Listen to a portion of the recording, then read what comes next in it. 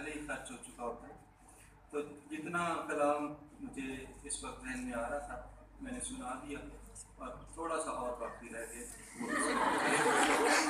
यानी आप ये तसल्ली रखें कि मैं मोर देन 50% आपको सुना चुका हूँ।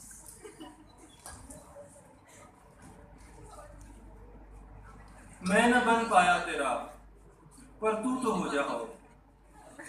ये लाहौर वाले मतले से पहले का मतला है। सबसे पहले लाहौर पे यही मतला लिखा था कि मैं न बन पाया तेरा पर तू तो हो जा और की, मत अकेले रह फिजा अच्छी नहीं लाहौर की।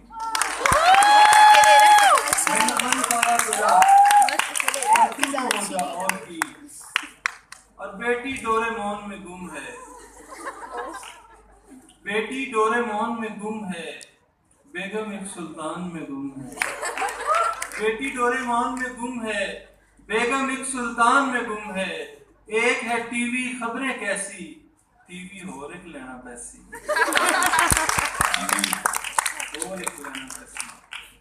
इसके अलावा जो बिल्कुल ताज़ा चीज़ होती है वो भी बड़ी मुश्किल होती है सुनाना खास तौर पे। लेकिन एक बहुत इंटरेस्टिंग चीज़ आपके साथ शेयर करता हूँ। मैंने अपने सबसे छोटे बेटे को भी प्ले ग्रुप में दाखिल करवाया कुछ दिन पहले।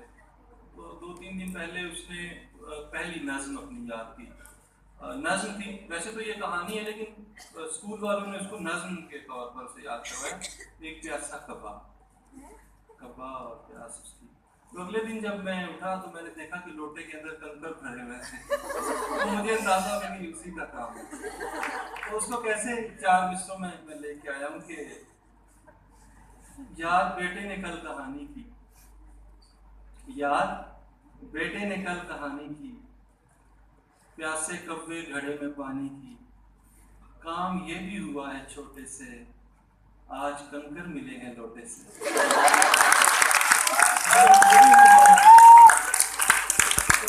तो मैंने इसकी वालदा से पूछा कि ये क्या मतलब ये वाकई इसने किया है? तो कह रही हाँ, मैं बाहर खड़ी थी पड़ोसन के साथ बातें कर रही थी तो ये पत्थर जमा कर रहा था। उसका नाम है मोहम्मद हाशिम, उसके लिए बहुत सारी दुआ कीजिएगा। मोहम्मद हाशिम जी पत्थर जमा कर रहा था तो फिर घर आ गए तो मुझे कहते हैं मामा आप कोई कब्बा प्यासा नहीं रह पाएगा। बच्चे टीवी में कुछ उर्दू के भी अच्छे प्रोग्राम वो जान वाला चलते हैं, वहाँ से बड़ी अच्छी लैंग्वेज दे रहे हैं। कहते आप कोई कब्बा प्यासा नहीं रह पाएगा। तो उसके बाद उसने अपने ही पानी के गिलास में कंकर डाले और पीने लगा। तो वालदा ने समझाया कि ये आपने नहीं पीना, ये